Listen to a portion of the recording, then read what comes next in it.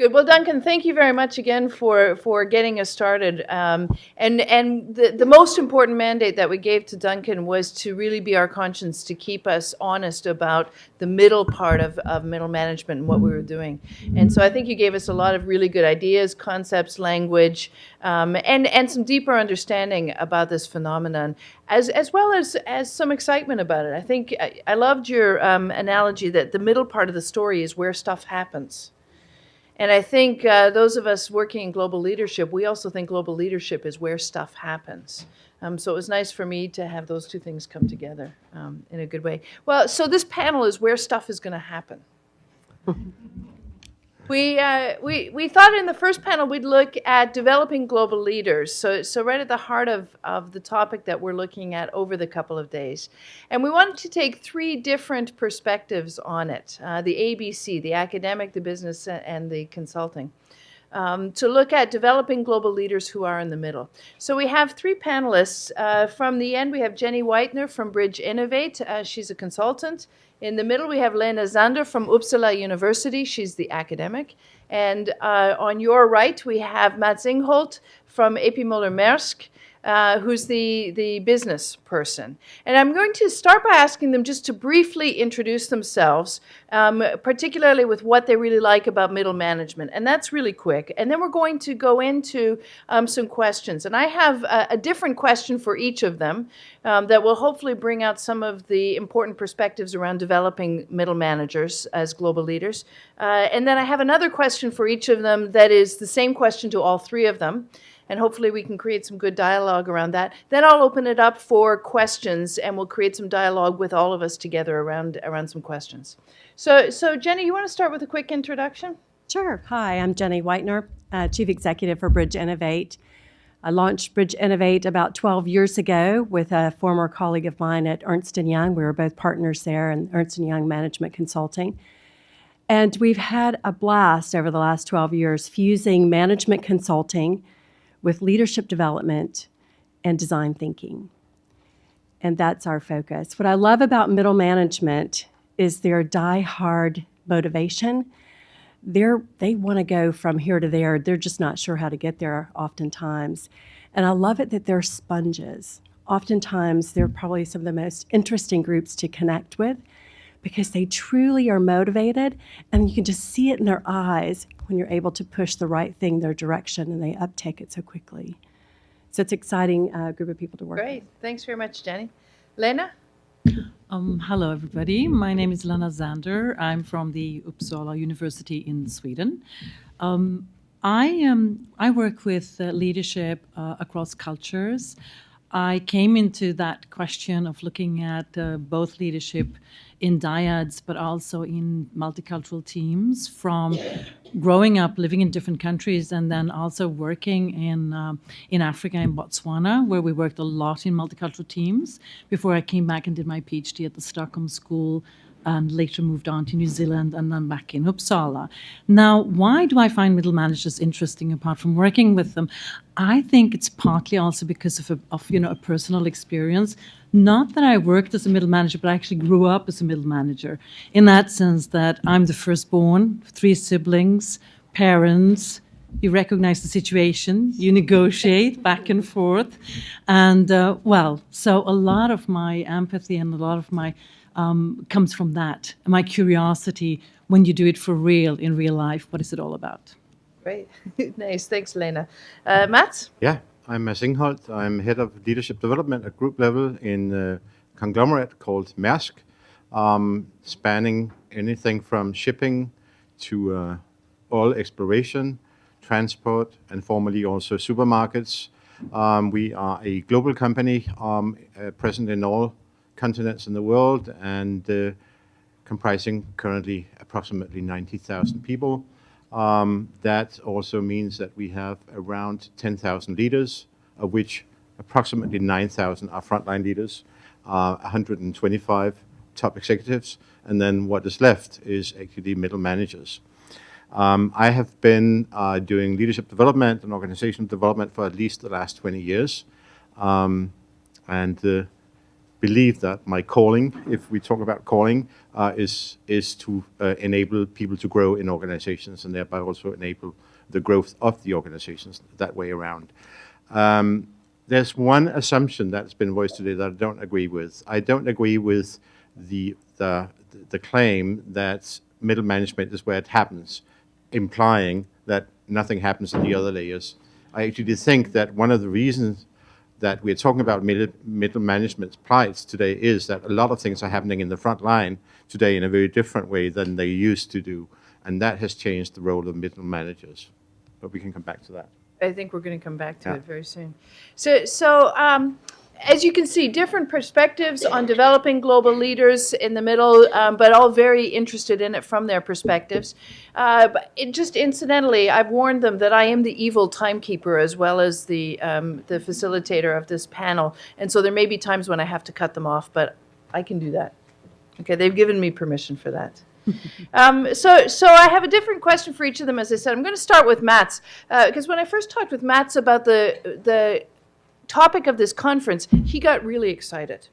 And so I wanted to, you did, and you still are. Yeah. So I wanted to ask you, you said at Maersk, you're really becoming more aware of the specific development needs of this group, and it's becoming a topic of conversation. So can you start by telling us more about that and what you're seeing are the specific needs of this group? I think middle managers have been on a journey from being, and you could say, an elevated layer of frontline managers, basically, primarily focusing on the, if you can use that dichotomy of leadership and management, focusing on managing what goes on in the front line, but there were just too many frontline managers to actually report into the top levels of the organizations. You need to have somebody in between.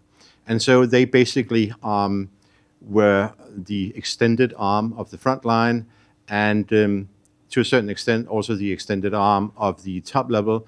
And you could say the process ran top down, and they were passing on messages from the top to the front line and then supervising that that everything was basically executed in the front line, very much in a command control style. I think the world has changed. The front line has largely and necessarily been empowered to do the right thing within a frame of reference, which is kind of defined by the strategy and the core values of an organization. And that has left kind of the middle managers to figure out what to do next. Not that there wasn't something to do and they needed to figure out something, not to be redundant, but actually their role changed from that managerial, top-down, command control role to something that was enabling the organization to actually work with that frontline empowerment.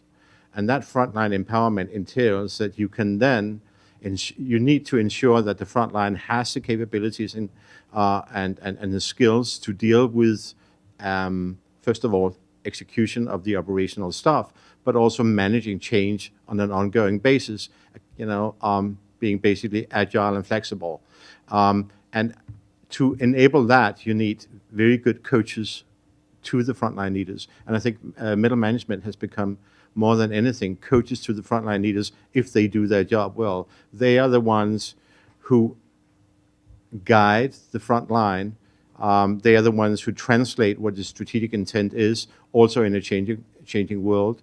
They are the ones who make sure that the old-fashioned siloed approach to managing your department or your area has become something that is much more a value chain, horizontal, boundary spanning job, which is very, very different from what they were used to, and some of the people that we have still are in the old realm and find it very difficult to suddenly having a very, you could say, integrative and collaborative approach to what goes on in the organization.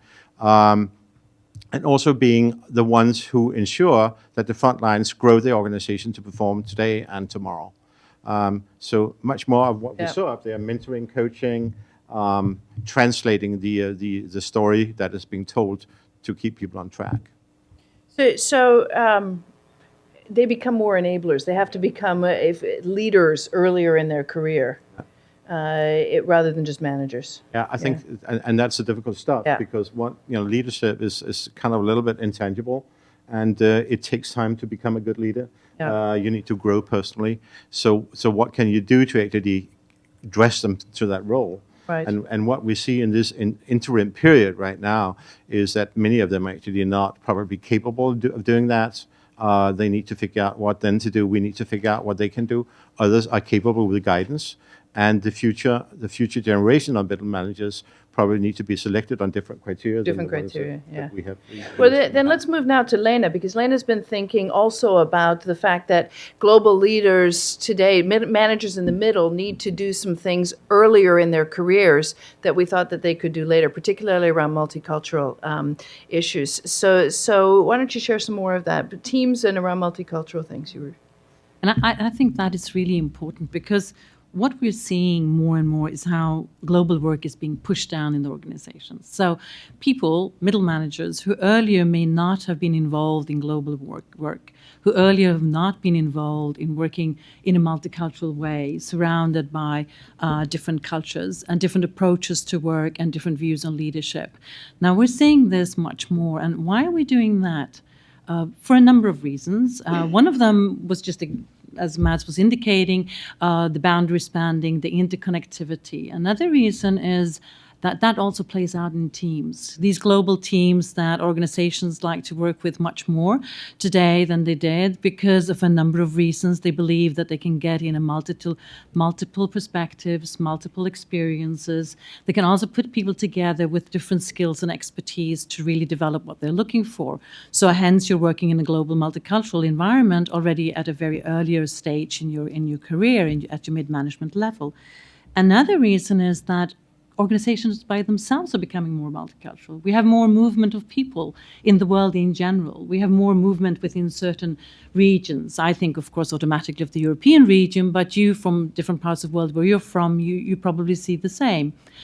So we have more movement of people. We also have more movement of not just people coming with skills and labor, but immigration, people who are moving to start their lives in another part of the world. So more countries are becoming multicultural, and hence organizations are becoming more multicultural. So middle management need to work with multicultural issues at a much earlier stage than what have been done before.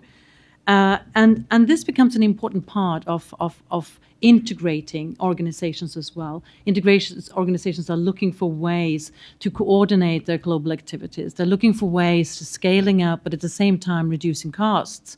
They're looking for ways to maybe take down even things that may not seem as the big costs, the traveling costs. And with that, they want people to work virtually in virtual global teams as well. And again, middle managers are put in a situation where they have to work with this. Maybe I should stop at that point. Okay. Okay. I was about to stop you. Yes.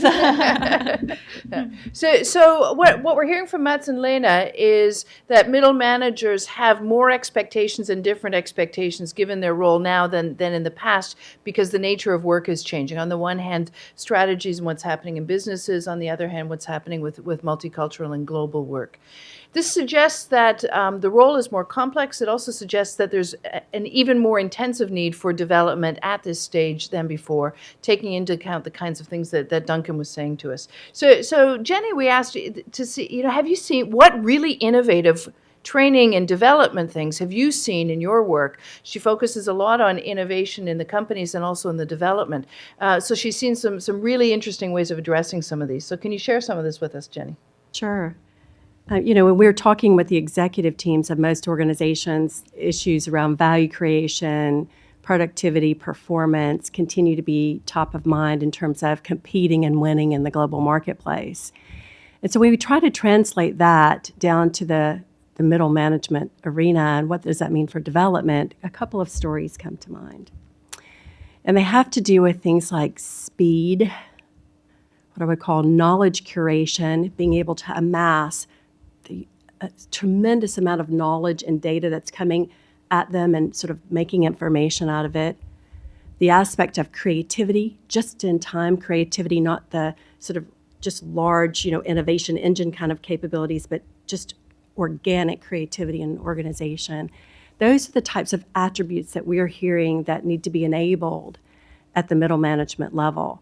So some of the more interesting kind of solutions that we're working and being a part of, one is where we've worked with a large global company to take their HIPO organization, their HIPO team development program, and make them the Tiger innovation team, to work sort of cross-business unit, cross-enterprise units, and they sort of are the individual teams that take the ideation funnel and take it through the process to innovation launch. They have to work cross-business lines, come up with a business case around new product or new service innovation, pitch that to a group of senior executives on a business case basis, kind of in a Shark Tank format, and then take that to an experimentation or pilot phase. So this blurring of the lines between learning and doing, and sort of taking that whole process of scanning a market, amassing the knowledge, going through and working with the organization to ideate, formulating new opportunities, building the business case, that whole thing is really the HIPO program. The other innovative thing that we've been working on recently is with a large company that's taking the literature and the research true to heart now around the failure of the performance review system and all the time that's taken looking back. And so we've been working with them on a large-scale mobilization around coaching and what we call feed forward. And one aspect of this particular project is that it has to integrate from a system standpoint the whole reinvention of the performance management reward system. Because it's one thing if we were to mobilize a complete coaching capability, and even to talk to managers about feeding forward if then it bolts into some archaic performance management system that's working in the corporation. So this is an example of where not only the development side, but the internal people, process, and technology component sides have to work hand in glove. And so that's been a relatively large-scale transformation. And of course, the biggest part of that is working with the senior executive team to get them to practice feeding forward. And probably a quick failure, is with a large global technology company where we've been asked to come in and help work on a global leadership program for their top 180. And in doing that, multiculturalism was a big component of this US-based global company. And in fact, of the curriculum that was put together for this workshop, we worked with 3 different universities, brought together professors and gurus and consultants from a lot of different arenas to put together this complex leadership development program. The multicultural one was the one that really got the winning play. I mean, people were they wouldn't leave the speaker alone. I mean, they were just going after this guy for more information. And then what we found on the back end was that all of the management processes around performance reviews, around people processes, were very Americanized. And so what came out in the session is, I hear you, Mr. Guru, on multiculturalism, but my processes inside my organization don't support my ability to execute on what you're telling me. And so when I say that's a failure, I think it's a failure for us as consultants not to have gone in and done enough due diligence on the front end to make sure that whatever we're developing, there is a systemic process behind it so that people can then mobilize. So I think that really speaks to us as talent developers, that we're no longer just in the education business or in the skill business, but we're really in the systemic solution business, that we have to go from one end to the other for organizations. And I really like these examples when she was sharing them with us earlier, because they really show, as you said, the learning, doing, the importance of those things coming together. We've all always known that, or at least those of us in training and develop, we know that learning and doing needs to come together. But I think the more that we're trying to develop complex skills in complex environments, the more important that becomes. And so the other question that I asked all 3 of them, and hopefully we'll even get a little disagreement on this one. Let's see. It is no secret that the development landscape is changing. So the industry, if you will, of people who develop leaders in the business environment is changing. The role of business schools is under threat from corporate universities, from consultants. What's the competitive advantage of each of these different groups? Consultants are moving into business school space, business schools moving in consultant space, more and more corporate universities. And so we're seeing kind of an overlap of all of these things.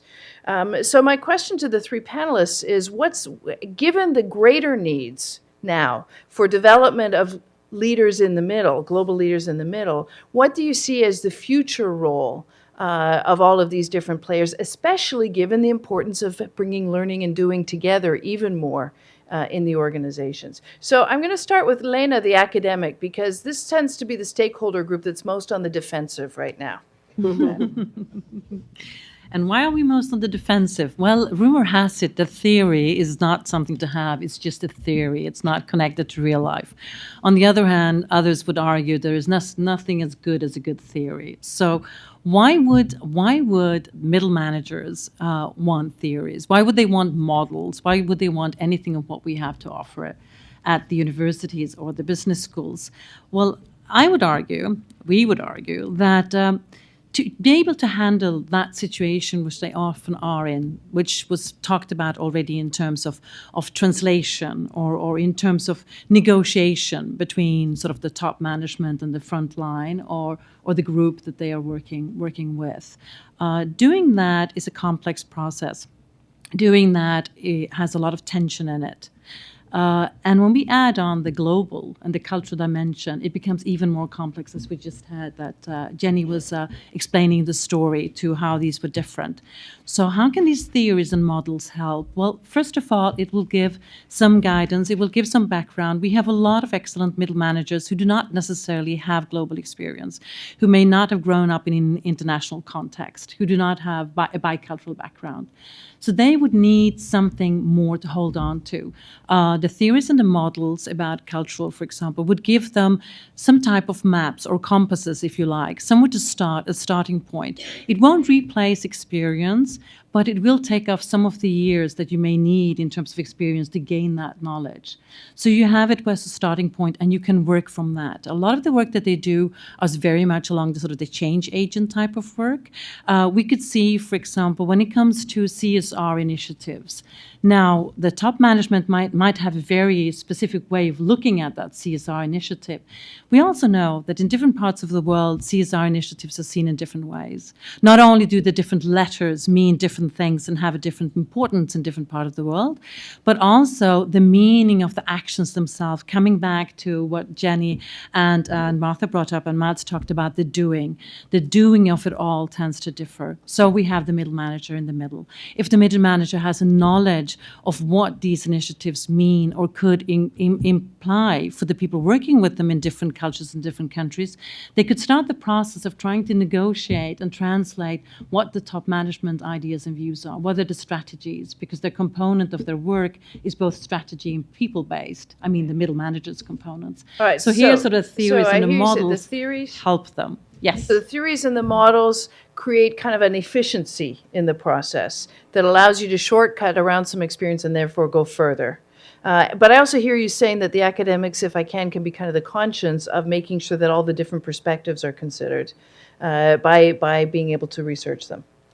Okay? That's enough for now. All right. Jenny, the consultants are seen as kind of the aggressors here, so we'll give it to you next. Show me the money. Show me the money. So that's not really what life's all about, right?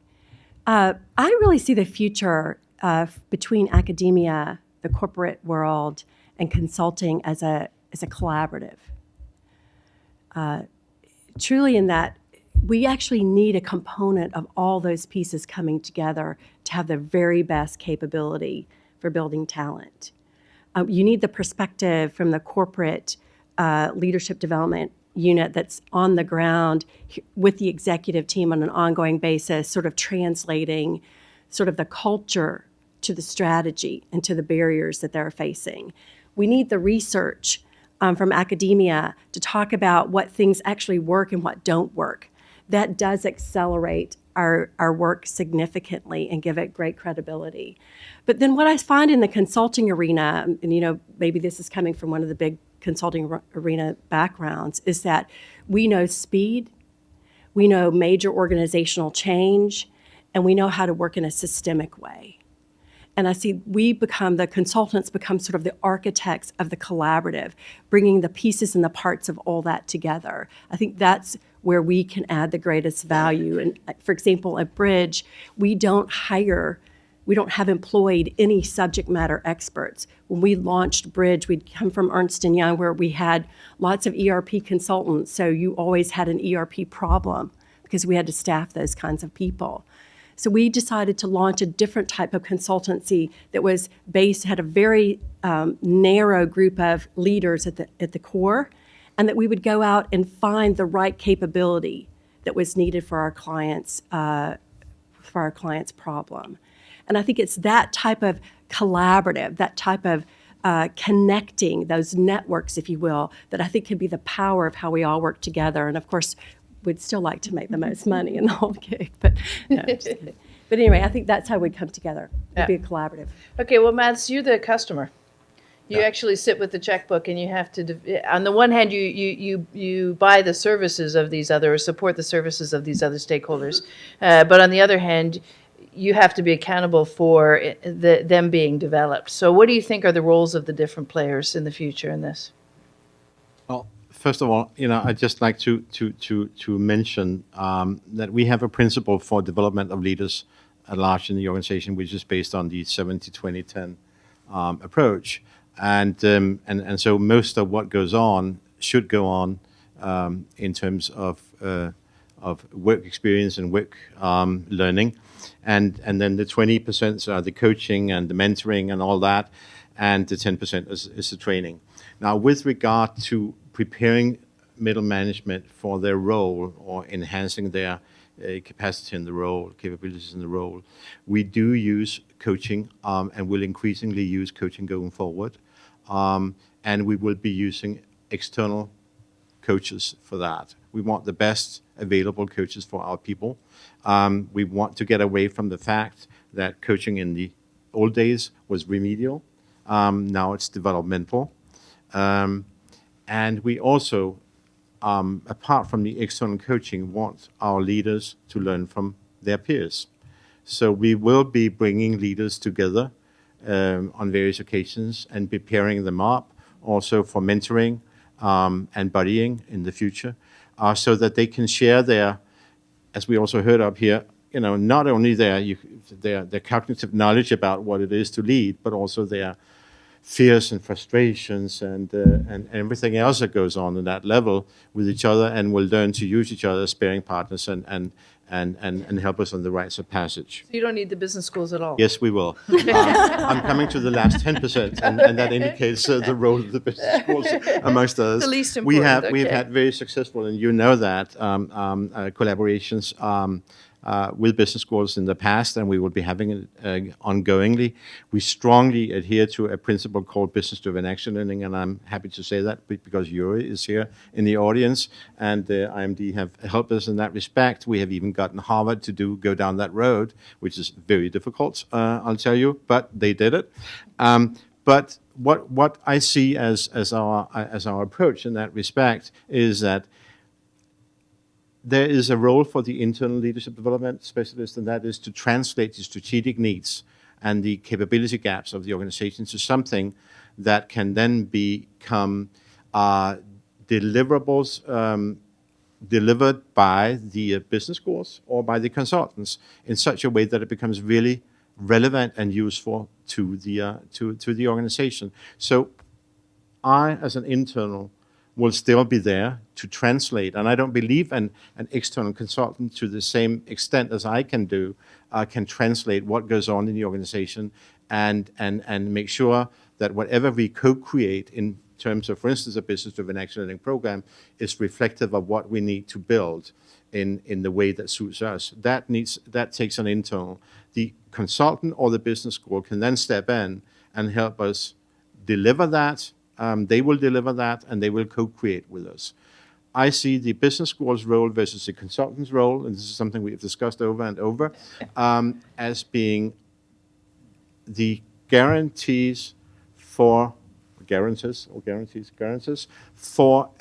an academic research-based platform when that is needed. This is not where the consultancies have their home turf. Consultancies can do other things, other stuff. They usually have a specialty, and they're very good at that. But the research-based knowledge is provided by business schools. And some business schools seem to have an existential problem as to which part of that balance they need to play. And I say I don't think there's a role for a business school if they don't stay in academia, because that's where the credibility is. Okay. Well, Lena's been dying to jump in here. So, Well, I just wanted to add, and that probably conflicts with what you were saying about roles. I just wanted to add that since some time back, the business schools are working increasingly with different types of experiential exercises. Now, the idea behind that is not as much as providing the experience per se, because organizations do that very much better when you're out there. But the idea is putting those theories into some type of practice, although it is in a teaching or educational environment, so that you will get that learning curve going, where you're going from abstract thinking and reasoning into some concrete practice, learning from that and bringing that back up to your knowledge base, to your abstract thinking. So there are more and more different types of not just the in-classroom exercises, but also things like working in global teams, collaborating with students across the world, et cetera, et cetera. So trying to get at that learning curve experience, which they then can move on with in their organizational life or in consulting programs as well. I don't disagree. did you want to comment again too, Jenny? Yeah, I mean, I think that, before I started Bridge Innovate, I was heavily involved at Ernst & Young with managing our overall talent capability. And I remember the partner that brought me in said, we've been hit with a 10% increase in our costs for professional development for the last 5 years, and we don't know what to do about it. And so it's your job to turn that around. And so my objectives that I was given in the first year of leading our talent development process was to increase talent development by 20% and reduce cost by 10%. And so I think that one of the things we have to remember is that this is a cost infrastructure for any business. It's something that takes it right off the top line. And so when we talk about solutions, that I really think that we have to think in terms of their impact. And certainly over time, we can all look to measure development. We can look to measure knowledge gain. But at some point, what is the strategic positioning of those capabilities? And how can we work together to bring the knowledge from the business, the knowledge from and research from the university setting in with a sort of a rapid change management process so that the organization gets the best result for a reasonable cost. And I was joking about the money earlier, but I really think it's when we all come together that we can actually create the best value creation, because it's expensive. It's expensive for an organization, especially the larger it is across that continuum. And I think we have to continue to challenge it. When we get to this more experiential work, it is more expensive than being in a classroom, right? So Mats, are you ready to hire these guys?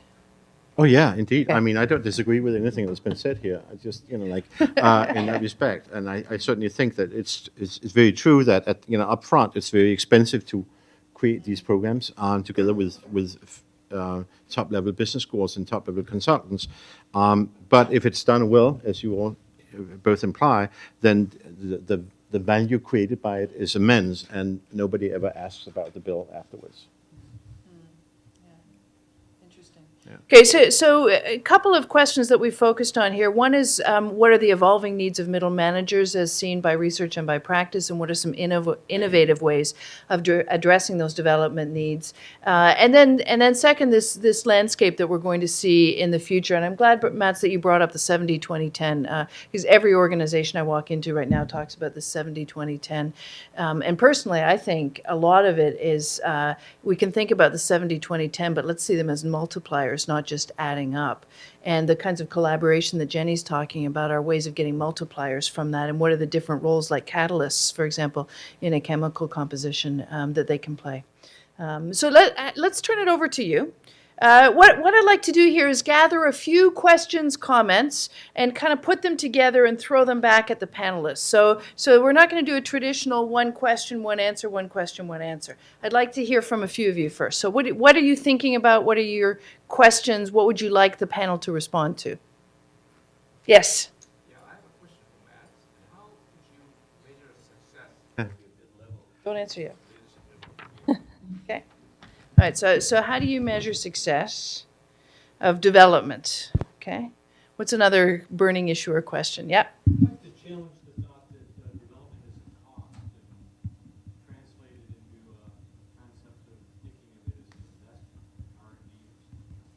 Okay. Which is not unrelated to how do you measure the success. Yeah. What would be the characteristics of an effective 70%? What would you want to see to really see the value of that experiential learning? Yeah. Nice. Yeah. I really like your comment about the multipliers for the 70, 20, 10, and I wonder from all of your perspectives, what helps enable that in the organizations when it's happening collaboratively between those two areas? Okay. Which is related to the last question. One more. Two more.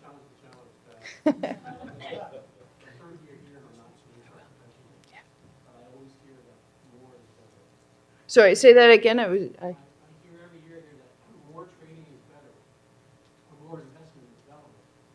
And I wonder if we're missing a significant part of what is systemically needed Okay. in industry. Okay. So Okay. All right. So that's quite a different question. Yeah.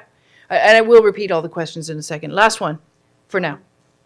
Of more of a practical nature, the balance of internal consulting or coaching and external. Okay.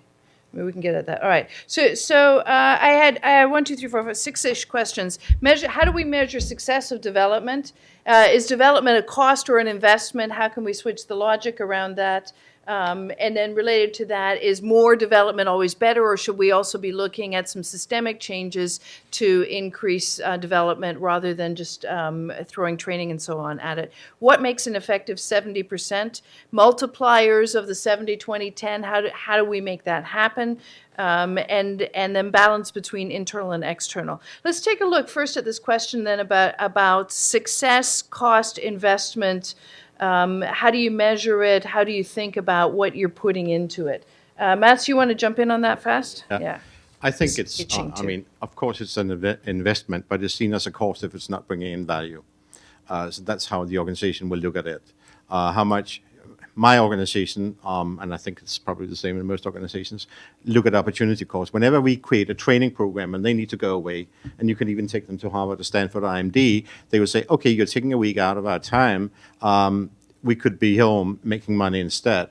So you better make sure that what you do is bringing in value.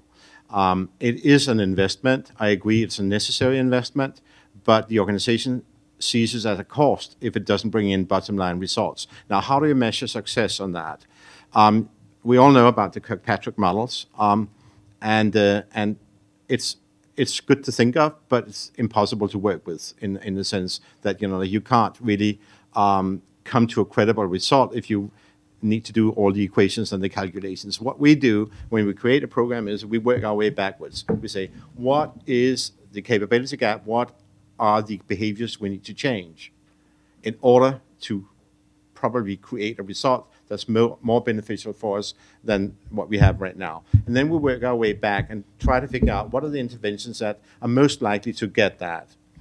And then we start creating the program, and we do believe in business-driven action learning and experiential learning and application-focused learning. And then we design a program, and then we run it. And how do we know it's a success? Well, happy sheets, aside, we have stakeholders in the organization who have invested in this, top management who have invested in this, put millions of kroners or dollars into it. And you can be damn sure that if we have not created something that they down the line see as enhancing their businesses, having given their people a language or capabilities that they more or less think derive from that program, we will know, because then we have failed them in achieving what they are trying to achieve. So it's an indirect stakeholder feedback down the line, half a year from the intervention, a year from the intervention. And the only success measure I really have on these often costly or high investments is that they come back and ask for more, because it helps them do business. So that's how we do it. We don't want to spend more time on doing it than that. It sounds to me like one of the keys there is having the right relationships with the line managers who the middle managers are working for. Right, you have dialogues all the time because of how the layout of the office is, and also because you walk around a lot, right? But it sounds like one of the keys to assessing is actually being deeply in touch with the senior managers of the middle That's why we managers. never do standard off-the-shelf programs. We always co-create and create. Yeah. These programs are always designed and customized, never standard off-the-shelf programs. Yeah. It costs a lot upfront, or it's a high top investment upfront, but it seems to be paying off. Yeah. Do either of the rest of you have anything to add on investing in that? Jenny, you wanted to? Well, I would just say that way we've always worked with clients on that is that in the early stages of coming to meet with them around a problem is to get some indication of why they think the problem exists now. What are the measures that they're currently looking at to determine that there is a problem? You know, if it's appropriate succession planning or, you know, candidates being available for the next level of management, or if it's some productivity issue, is it a speed issue? Is it a market recognition issue? What is the problem that they're trying to address? And so certainly, you know, sort of the beginning stages of that development intervention, whatever cohort you have there, is talking about the outcome that's expected, that they're expected to deliver when they start that journey. And so I think the clarity up front needs to come from the sponsors of the project at whatever senior level of management about what is this problem they're trying to address and how do they know that that exists and what indicators would they identify to see that that's remedied. And that's where we start the program with the cohort, is here's the business case. And then here's your role in driving this forward. And so we engage them at the very beginning. So the assessment kind of starts as feed forward. Exactly. And then having the conversation all the way. And I think this also relates to the question about what are the other systems going on, or how it's not just an investment and you pay something, right? Because what we're hearing from both of these examples is it's an ongoing conversation. So there need to be organizational systems set up that have development as part of the language, needs assessment as part of the language, following up, feed forward, and so on. Lena? I'd like to speak to the point that was raised, and that is also related to this, that more and more is always better. There is a parallel point very often argued in culture theory or cross-culture management that I really disagree with, and that's that the more culture differences that we have between us, the more problems we will have. I think that is not the case at all. I think there are things like critical cultural differences, and I think that in the issue of more training is better and more, I think there is critical training. And I think that the point that you, Mats, brought up about knowing who you're working with, and perhaps not knowing in the sense of doing therapy with everybody, and I'm looking at the keynote speaker here, but actually knowing the people there and working with those who know them, which I think is also what you were talking about, Jenny. And this is where the middle managers, again, have such a key position. They have such a key position because they know the people out there much better than many of the others in the organization. So they would know a lot more about the individuals. And by knowing, you can also tailor things because people don't enter empty and in some kind of vacuum. They have experiences, they have knowledge, etc. So you can then work with not just individual in-house programs as you do, but maybe finding ways of tailoring different things to different groups of managers. Like I mentioned earlier, just to wrap up, the ones who have international experience versus those who do not. The ones who have a lot of managing people in teams, multicultural teams, and the ones who do not. We would be looking at different developmental needs of these people. And that, again, brings us to the other set of questions that we had around the 70-20-10. A few months ago, I had to write something in response to the 70-20-10. So I went back and looked at all the research about 70-20-10. You know, it's been this nice formula. And I learned that basically it was you probably know this, but in case you don't, it was a survey that went to people that said, what do you think you learned from, or how much do you think you learned from each of these things? So it was a perceptual measure by survey to what percentage of learning do you think your learning comes from each of these sources: on the job, peers, and formal training. So it was never done as a recommendation of therefore this is how much time you should spend or anything like that. But it's become kind of a mantra. And one of the ways I interpret it, and I think it's got some intuitive appeal though, is that the whole role of the 10% is to make the 20 and the 70 effective. Right, so it's not that this is a fixed pie, This is the multiplier. How can we make it more? And so if the formal training, the good experiences, Mats, maybe if you could speak to what is it that is effective in that 70%? How do you know when on-the-job learning is effective? And Lena and Jenny, if you can talk about how the other pieces of it can enable that. And we can do that all in about 3 minutes. Mats, you got a yeah. minute. Okay, that's difficult. Yeah. I think behavioral change based on capability development,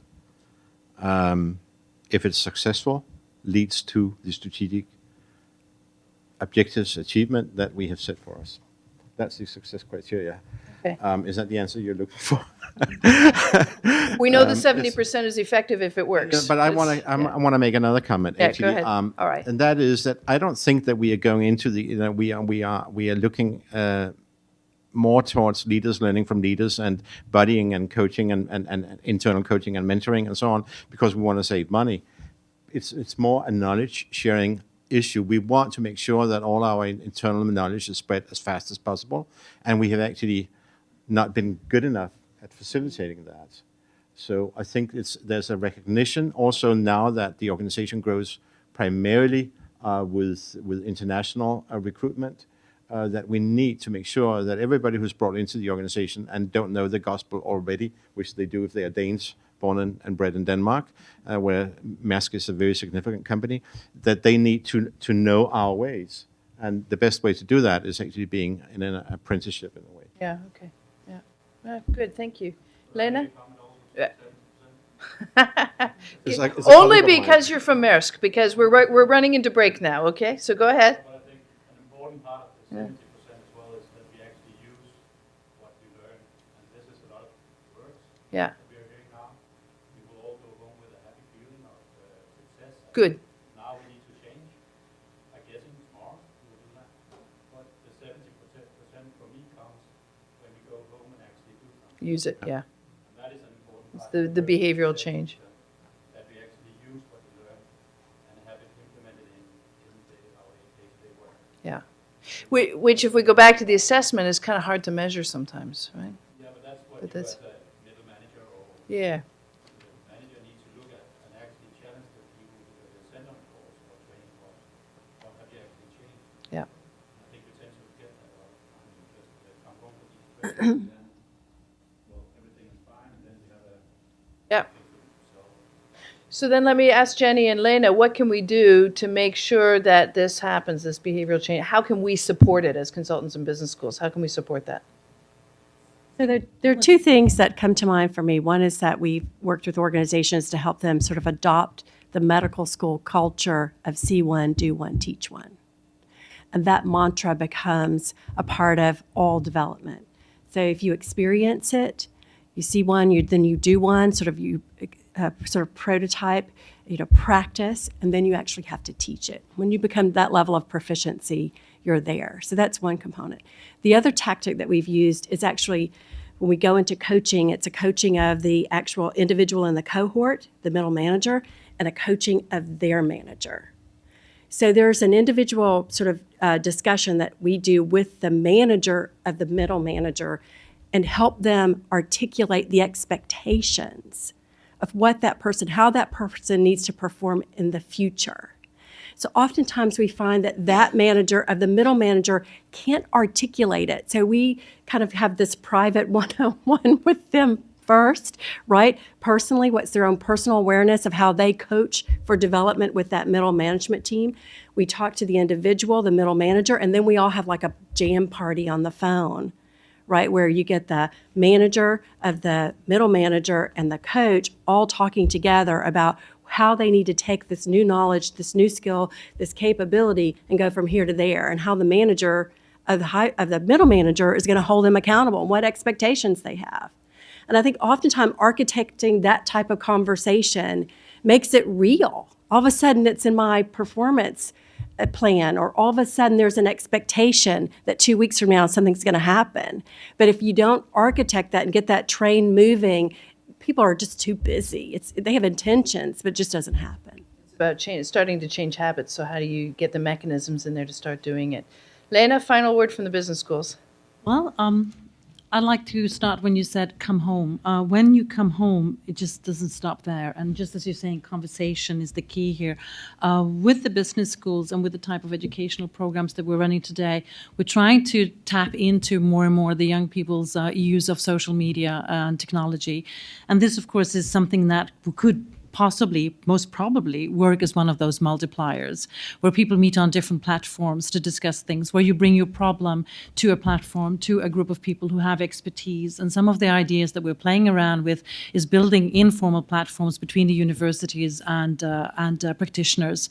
So if you've participated in an executive program, for example, you should be able to continue and revisit that platform, bring out resources and expertise from people who are outside your organization but may have shared the same type of responsibilities or the same type of problems. They've faced the same issues. May they be mid-career transition issues, or may they be other types of issues. And with the people coming in with the latest research to work with that. So that's one of the ideas. Another idea, just to wrap up, is to look at more at what's happening with the young people who enter the organization. Growing up in the social media world as they do, will that enable them to work differently? Or is that more a social forum as such? Or will that actually change the way that we know and organize work today? So looking at the future. Nice place to stop. Nice place. What we wanted to do with this panel is just quickly throw a bunch of ideas into the mix, following from Duncan's keynote speech on helping us really look at the dilemmas and the opportunities of being in the middle. Now we look from 3 different stakeholder groups at some of the more specifics. The roles in the middle, the specific development needs given managers in the middle in global leadership, some of the innovative things happening, and then also get us thinking forward about the different roles of the different players and how we can work together to help this group of leaders best work. So I'd like to thank our 3 panelists for a very interesting discussion. Thank you very much.